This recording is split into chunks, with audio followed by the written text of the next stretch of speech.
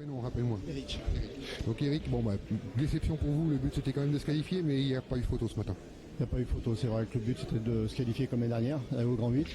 Malheureusement, il est un peu passé à travers. La victoire est méritée pour l'équipe de Pau. Il n'y a pas eu de partie. Bravo à eux. Et bonne chance à eux surtout. Ouais, il y a eu une seule victoire, on n'a pas vu, là, ils ont dominé en tête à tête, en doublette, en féminine, parce que en féminine, là, j'ai vu la doublette mixte un petit peu du coin de l'œil, elle était énorme. C'est ça, on n'a pas été au niveau et malheureusement, le jour J, il faut être au niveau. Et Pau mérite. Voilà, c'est comme ça. On verra l'année prochaine. Ce sera pour l'année prochaine, voilà, c'est ce que je vous dis. Et comme on dit, repartir de l'avant. Voilà.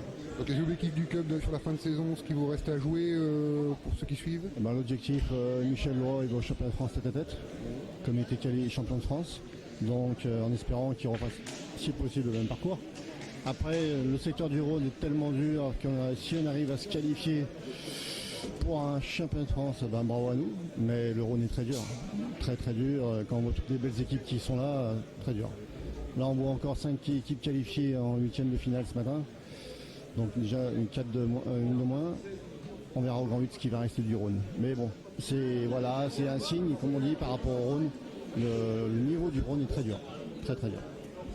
Bon, en tout cas, merci beaucoup d'être venu parler avec nous. Et puis voilà, donc on est avec le coach de Pau, ton prénom, rappelle-moi ce que j'ai vu. Olivier. Donc on est avec Olivier.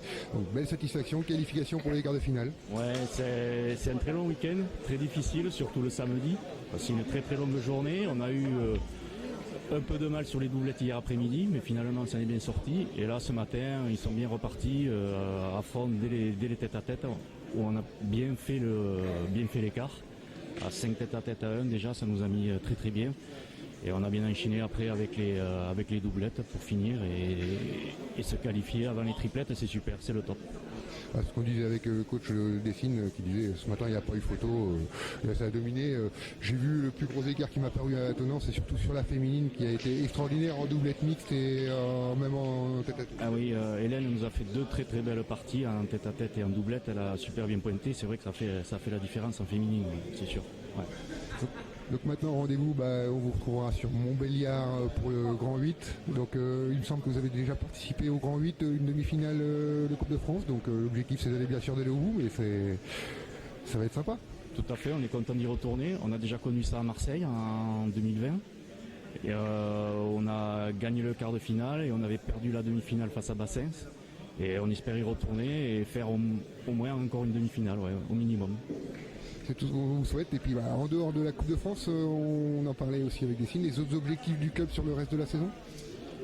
Eh bien, cette année, toujours en CNC2. Ça fait 2 années qu'on est presque à remonter en CNC1. Et là, j'espère que cette année, on va remonter en CNC1. Les filles, cette année, sont remontées en CNC2. Et donc là, on espère encore bien marcher au niveau national, encore une fois. C'est tout ce qu'on vous souhaite. Puis toute la bonne réussite. Et puis bravo encore pour cette qualification. Et merci beaucoup et merci aux organisateurs. C'était vraiment un super week-end. Merci.